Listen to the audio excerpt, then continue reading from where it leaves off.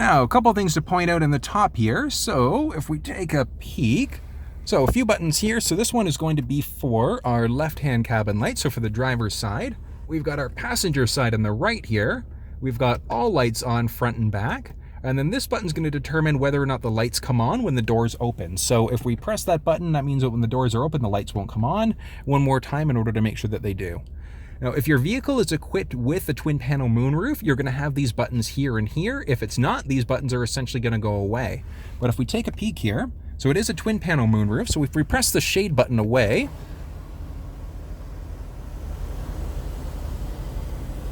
it's going to open it up halfway. Pressing the button again is going to open it up the rest of the way for us. And then from here, we've got 3 individual settings here as well. So this far one here is going to close the twin panel moonroof. This one right here is going to pop it up a little bit. And then this one right here is going to open it. And so if we push down again and then press the button here, so it's going to open it up the majority of the way. And then pressing it one more time is going to open it up the rest of the way.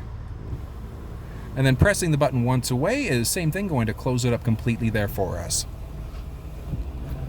One other thing to point out, because this is the 302 version of the vehicle, or even if it's not the 302, if you get that rear window, so if we hop into the back there, so as you can see, we do have that rear window there. So pressing that one button there will allow us to open or close that rear sliding window.